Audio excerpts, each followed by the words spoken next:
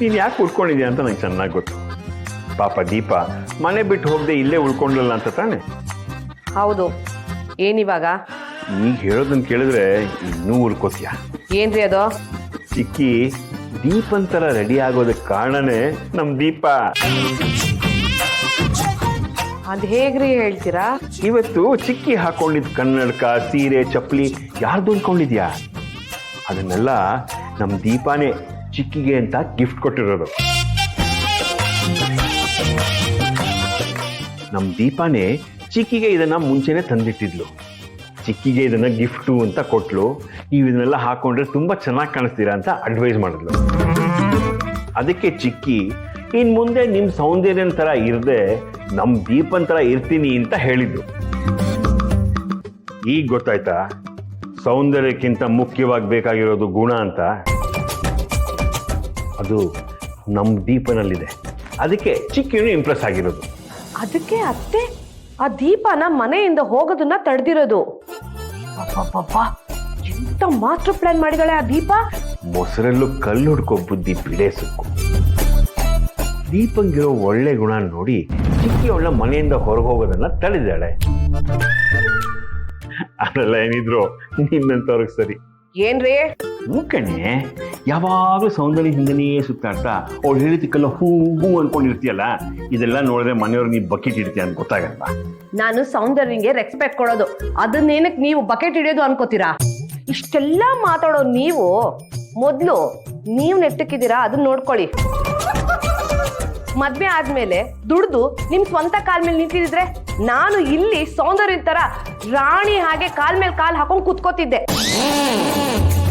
ನೀವು ಎಲ್ಲದಕ್ಕೂ ಅಣ್ಣನ ಹತ್ರನೇ ಬೇಡ್ತಾ ಇದ್ರೆ ನಿಮ್ ಯೋಗ್ಯತೆಗೆ ಏನ್ರಿ ಬೆಲೆ ಇರುತ್ತೆ? ಹುಡ್ಕುದ್ರು ಜೋಬಲ್ಲಿ 100 ರೂಪಾಯಿ ಸಿಗೋದಿಲ್ಲ. ನನಗ್ ಬುದ್ಧಿ ಹೇಳಕ್ ಬರ್ತೀರಾ? ನೋಡಿರಿ ಆ ಕಡೆ. ನನ್ ಜೋಬಲ್ಲಿ 100 ರೂಪಾಯಿ ಸಿಗಲ್ವಾ? ಏನ್ ಅನ್ಕೊಂಡಾಳೆ? ಫೋನ್ ಬರ್ತಿರೋದು ನಿಮ್ಗೆ ಕೇಳಿಸ್ತಿಲ್ವಾ? ಎತ್ಕೊಂಡು ಮಾತಾಡ್ರಿ. ಮತ್ತೆ ಎರಡೆರಡು ಫೋನ್ ಬಿಸ್ನೆಸ್ಗೆ ಅಂತ ಒಂದು ಫೋನ್. ಹಲೋ. ಹಾ ಉಷಾಕ ಹೇಳಿ. ಬ್ಲೌಸಾ? ಸಂಕ್ರಾಂತಿ ಒಳಗ 5 10 ಬ್ಲೌಸೇ ಮಾಡ್ಕೊಡ್ತೀನಿ. ಈಗ ಅಂಗಡಿಗೆ ಬಂದಿಲ್ಲ, ಏನು ಮನೇಲಿದ್ದೀನಿ. ಬಂದ ತಕ್ಷಣ ಫೋನ್ ಮಾಡ್ತೀನಿ. Hi Disha, how you? Yeah fine. ಎಲ್ಲಿದ್ದೀರಾ? ರೆಸ್ಟೋರೆಂಟಾ? ನಾನು ಬರಬೇಕಾ? ಇಲ್ಲ ಇಲ್ಲ ಇಲ್ಲ, ನನ್ನ ಬ್ರೇಕ್ಫಾಸ್ಟ್ ಆಯಿತು. ನೀವು ಫ್ರೀ ಇದ್ರೆ ಮನೆಗೆ ಬರ್ಬೋದಲ್ಲ? ಇಲ್ಲೇ ಬ್ರೇಕ್ಫಾಸ್ಟ್ ಮಾಡ್ಬೋದು. ನನ್ನನ್ನು ಉರ್ಸ್ಬೇಕು ಅಂತ ಎಷ್ಟು ಚೆನ್ನಾಗಿ ಡ್ರಾಮಾ ಮಾಡ್ತಿದ್ದೀರಾ ಹಸ್ಬೆಂಡು. ಸರಿ, ಹಾಗಾದ್ರೆ ಆಫೀಸಲ್ಲಿ ಸಿಗೋಣ.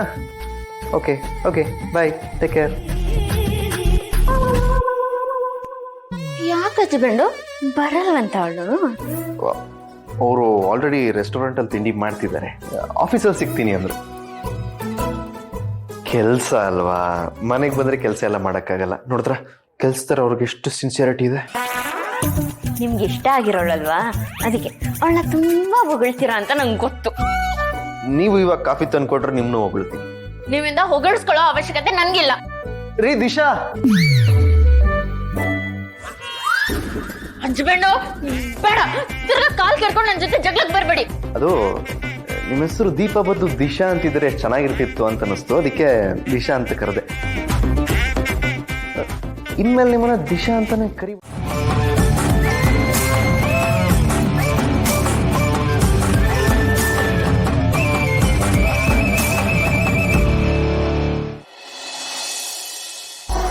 ದೀಪ ಎಷ್ಟು ಖತರ್ನಾಕಿದ್ದಾಳೆ ಗೊತ್ತಾ?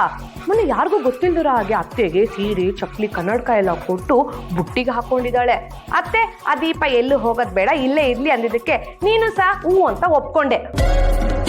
ಈಗ ಚಿರು ಜೊತೆ ಹೇಗ್ ಚಲ್ಲಾಟ ಆಡ್ತೀಯಾಳಂತ ನೀನೇ ನೋಡ್ದಲ್ಲ. ಆ ದೀಪ ಈ ಥರ ಆಡ್ತಿರೋದೇನು ಹೊಸ್ತಲ್ಲ. ಅವಳು ಎಷ್ಟೇ ಮೈ ಮೇಲೆ ಬಿದ್ರೋ ನಮ್ಮ ಚಿರು ಮಾತ್ರ ಮೈ ಮರೆಯಲ್ಲ ಅಂತ ನನಗೆ ಚೆನ್ನಾಗಿ ಗೊತ್ತಿದೆ. ಆ ದೀಪ ಇಲ್ಲಿರೋದು ನನ್ನ ಸಮಸ್ಯೆ ಅಲ್ಲ. ಯಾಕಂದರೆ ಅವಳು ಯಾವತ್ತಿಗೂ ನನ್ನನ್ನು ಓವರ್ಟೇಕ್ ಮಾಡೋಕ್ಕಾಗಲ್ಲ ಅನ್ನೋ ವಿಷಯ ನನಗೆ ಗೊತ್ತಿದೆ. ಆದರೆ ಅವಳಿಂದ ಇಲ್ಲಿ ಬಂದ ಅತ್ತೆ ಬದ್ರಾದ್ರಲ್ಲ, ಅದು ನನಗೆ ಆಶ್ಚರ್ಯವಾಗಿರೋದು. ಅವ್ರು ಯಾವತ್ತಿದ್ರು ನನ್ನ ಸ್ಟೈಲ್ನೇ ಫಾಲೋ ಮಾಡೋದು. ಯಾರು ಏನೇ ಹೇಳಿದ್ರು ತಲೆ ಕೆಡ್ಸ್ಕೊತಾ ಇರಲಿಲ್ಲ. ಅವ್ರು ಇಲ್ಲಿ ಬಂದು ಆ ದೀಪನ ಮನೆಯಿಂದ ಹೊರಗೆ ಹಾಕ್ತಾರೆ ಅಂತ ನಾನು ಅನ್ಕೊಂಡಿದ್ರೆ ಅವಳ ಮನಸ್ಪೂರ್ವಕವಾಗಿ ಆಶೀರ್ವಾದ ಮಾಡಿದ್ರಲ್ಲ. ಮತ್ತೆ ಬಂದು ನನ್ನ ಪ್ಲಾನ್ನೆಲ್ಲ ಫ್ಲಾಪ್ ಮಾಡಿದ್ರು. ಸೌಂದರ್ಯ, ಆ ಮನೆ ಹಾಳಿ ದೀಪನ ಮೇಲೆ ಅಷ್ಟೊಂದು ಸಾಫ್ಟ್ ಕಾರ್ನರ್ ತೋರಿಸ್ಬೇಡ. ಈಗ ನೋಡಿದ್ರೆ ನಾವಿಬ್ರು ಸೊಸೆಯರು ಮನೆಯಲ್ಲೇ ಇದೀವಿ ಅನ್ನೋ ಪರಿಜ್ಞಾನನೂ ಇಲ್ಲದೆ ಒಬ್ಬರ ಮೇಲೆ ಒಬ್ರು ಬೀಳೋದು ಚಿಚಿಚಿ ಎಷ್ಟು ಅಸಹ್ಯ. ಅವಳಿಗೆ ಹೇಳೋರು ಕೇಳೋರು ಯಾರು ಇಲ್ಲ. ಚಿರುನು ಅವಳ ತಾಳಕ್ಕೆ ಕುಣಿತಾ ಇದ್ದಾನೆ. ಆದ್ರೂ ಸೌಂದರ್ಯ, ನೀನ್ ಸ್ವಲ್ಪನೂ ತಲೆನೇ ಕೆಡ್ಸ್ಕೊತಿಲ್ವಲ್ಲ. ನೀನು ಎಲ್ಲಾನು ಈಸಿಯಾಗಿ ತಗೋಬೇಡ. ಇದರಲ್ಲಿ ಚಿರೋದೇನೂ ತಪ್ಪಿಲ್ಲ. ಸುಮ್ಮನೆ ಅವನನ್ನು ಬ್ಲೇಮ್ ಮಾಡಬೇಡಿ. ಅವಳು ಬೇಕಂತ ಅವನ ಮೇಲೆ ಬಿದ್ದಿದ್ದನ್ನ ನೀವು ನೋಡ್ಲಿಲ್ವಾ? ಅದೇನು ನಿಜಾನಮ್ಮ. ಅವಳನ್ನ ಹೀಗೆ ಬಿಟ್ರೆ ಮುಂದುವರೆದು ಬಿಡ್ತಾಳೆ. ಅದಕ್ಕೆ ಈಗಲೇ ನಿನ್ಗೆ ಎಚ್ಚರಿಸ್ತಾ ಇದ್ದೀನಿ, ಅವಳ ಮೇಲೆ ಒಂದು ಕಣ್ಣಿಟ್ಟಿರು. ಯಾರ ಮೇಲೆ ಕಣ್ಣಿಟ್ಟಿರ್ಬೇಕು ಮೇಡಮ್? ಏಯ್, ಒಳಗಡೆ ಬರ್ಬೇಕಾದ್ರೆ ಕೇಳ್ಕೊಂಬರ್ಬೇಕು ಅನ್ನೋ ಪರಿಜ್ಞಾನ ಇಲ್ವೇನೆ ನಿನಗೆ? ಅಯ್ಯೋ ಕ್ಷಮಿಸಿ ಮೇಡಮ್, ಗೊತ್ತಾಗ್ಲಿಲ್ಲ. ಏನಾದ್ರೂ ಮುಖ್ಯವಾದ ವಿಷಯ ಮಾತಾಡ್ತಿದ್ದೀರಾ ಅಂದ್ರೆ ಬಾಗ್ಲ ಹಾಕೋಬೋದಿತ್ತಲ್ವಾ? ನನ್ಗೆ ಎದ್ದುತ್ರ ಕೊಡ್ಬೇಡ. ಬಂದಿದೀಯಾ, ಕಾಫಿ ಕೊಟ್ಟು ಹೋಗ್ತಾ ಇರ್ಬೇಕು, ಕೊಡು. ಅಯ್ಯೋ, ಈ ಕಾಫಿ ನಿಮ್ಗಲ್ಲ, ಸೌಂದರ್ಯ ಮೇಡಮ್ಗೆ. ಏನು ಬೇಕು ಅಂತ ಒಂದೇ ಕಪ್ ಕಾಫಿ ತಂದಿದೀಯಾ? ನನಗೂ ತರಬೇಕು ಅಂತ ಗೊತ್ತಿಲ್ವಾ ನಿನಗೆ? ಮೇಡಮ್, ನೀವು ಸೌಂದರ್ಯ ಮೇಡಮ್ ಜೊತೆ ಇದ್ದೀರಾ ಅಂತ ನನ್ಗೇನು ಗೊತ್ತು? ಮೊದಲು ಮೇಡಮ್ ಕಾಫಿ ಕುಡಿಲಿ, ಆಮೇಲೆ ನಿಮ್ಗೋಸ್ಕರ ತಗೊಂಡ್ಬರ್ತೀನಿ. ಏನು ಬೇಕಾಗಿಲ್ಲ. ನೀನ್ ಮಾಡ್ಕೊಟ್ಟಿರೋ ಕಾಫಿ ಕುಡಿಲಿಲ್ಲ ಅಂದ್ರೆ ಏನ್ ಪ್ರಪಂಚನೇ ಮುಳುಗೋಗಲ್ಲ. ಅದು ನಿಜ, ಬಿಡಿ. ಸೌಂದರ್ಯ ಮೇಡಮ್ ತಗೊಳ್ಳಿ.